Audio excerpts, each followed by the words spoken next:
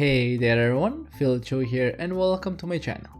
Even games like Stardew Valley have moments where you can get infuriated a lot and can really affect your playing session at a time. They can be random events or things that can happen on a daily basis, or with certain villagers. Marnie? So today we'll be covering some of the more annoying moments that can make me frustrated in Stardew Valley.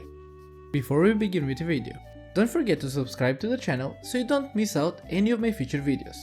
And with that out of the way, let's begin. Playing Stardew Valley is typically relaxing and an enjoyable experience, but sometimes that can change swiftly and painfully for the player. One of those moments that can really tick me off is when I'm going for a Skull Caverns run. Every floor I go down to, I'm praying not to spot some of the serpents there, since those are one of the most annoying enemies in the game for me.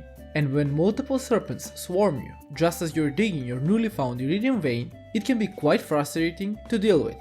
For me, that was one of the more annoying moments in Stardew Valley that can make me even quit a run of the Skull Caverns and just go back and enjoy a relaxing day back at my farm. The next thing that I find quite annoying in the game is Pam. Her timing to work can really vary for me, and she can come in quite late with us missing a few hours that we could have already invested in the Skull Caverns. I know that for the late game, the War Pillar or Totem is an easy solution, but for the start, this part can be avoided, and us losing on the precious time that we have just waiting for Pam can really make me a bit mad. Even though the two things that I mentioned can be quite frustrating, nothing, and I mean nothing, beats the frustration that Marnie can bring upon the player. I just don't know why does she even have a store in the first place, if she's not going to work most of the hours. I have had multiple situations where my animals were starving in the winter due to not being able to purchase feed for them at the moment that I needed it. I know that I'm partially to blame here due to my bad planning, but still, every time I go there to purchase something, either she's not in the store, or she's doing something else entirely, like staying in her room, or just watching the microwave all the time. Like, come on, what's inside that microwave so much that she doesn't even work? I don't know about anyone else, but for me, this thing right here is the number one moment which can infuriate me in Stardew Valley. Next up we have the slimes. They're not that bad compared to the serpents, but even they can be a bit annoying since they can slow you for quite a lot if they hit you. This mostly happens in the beginning of your playthroughs since you won't have the slime charmer ring then, but after getting it, this issue would go away forever. The only thing is that before getting this ring, you will be still vulnerable to the slimes and their debuff as well, so it can be quite annoying to deal with. Another really annoying moment in Stardew Valley has to be dying in the game, well, more correctly, being rescued from the mines or Skull Caverns. When you faint in both of these places, you will be rescued, but you will lose some items randomly from your inventory. This is just a punishment system in place, but it can be quite frustrating to lose a really important tool or weapon, or even some prismatic shards that you found, or valuable artifacts. It can quickly turn a happy run into a frustration-filled moment, where you see the hard-earned items just disappear into the abyss.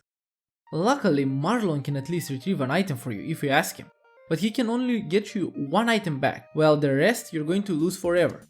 So choose wisely, but also plan carefully when you go exploring there as well. Another small thing that can be quite frustrating is when you pick up a crop by accident. This applies mostly to the flowers that you plant in order to make flower honey, which sells for more than the regular honey.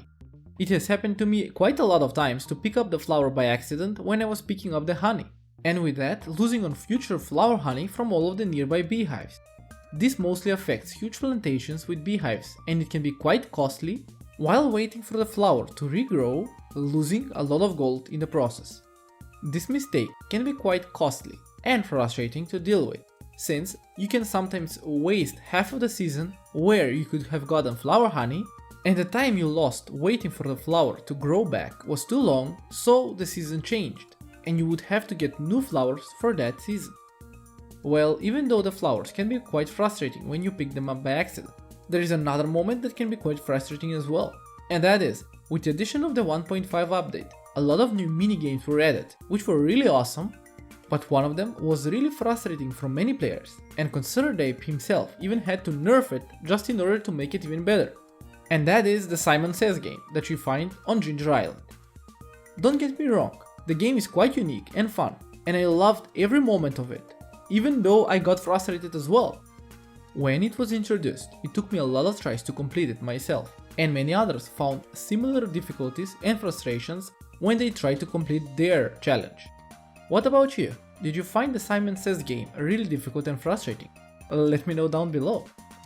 Also, something that for me personally is a source of great frustration is the Junimo card.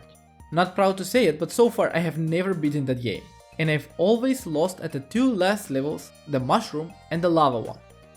I don't know, but the constant change in pace, speed and jumping height can play with your senses a lot, where you think it's a perfectly timed jump, you miss it and just lose a life. I have had so many frustrating tries to clear that, and so far I have never succeeded. But still, there will be a day where I probably will be able to win at least once, I hope. The Journey of the Prairie King, at least, for me is not that frustrating, and I have always enjoyed it as a simple adventure game, which was really well made, but the Junimo card still gives me nightmares to this day. I gotta beat it at least once. Well, one more thing that can really frustrate me at the start of the game is all of the debris that is found on the farm, and the constant respawn of them as well. This is also mostly frustrating at the start of the game, because towards the end game you can unlock and buy the golden clock, which prevents the debris from spawning on the farm, but until then you will need to manage and play with it. It's not a big issue once you clear it, but still sometimes when you go to Robin's place to build something new on the farm, you may find some debris that will prevent you from building on that spot. This can be also an artifact spot or your pet, but now luckily in the 1.5.5 patch, you can now build over artifact spots, and you can also move the pet if he's staying on that spot. And one honorable mention that annoys me as well in the game is the fairy. The fairy visiting your farm and boosting a single patch of your crops while the others stay ungrown. So that, how can I say, diversity is quite frustrating sometimes for me though. But still, it's a really small thing. Well everyone, that was it for today's video. Those were my few things and moments that could annoy me or make me frustrated in Stardew Valley. What are your thoughts on these? And I would like to hear what are the moments that frustrate you in the game as well. Let me know down below. In any case, if you enjoyed today's video, don't forget to leave a like, and if you'd like to see more content like this, feel free to subscribe to my channel as it would help me out a lot. I hope you have a great day and I will see you all in my next one. But till then, stay safe.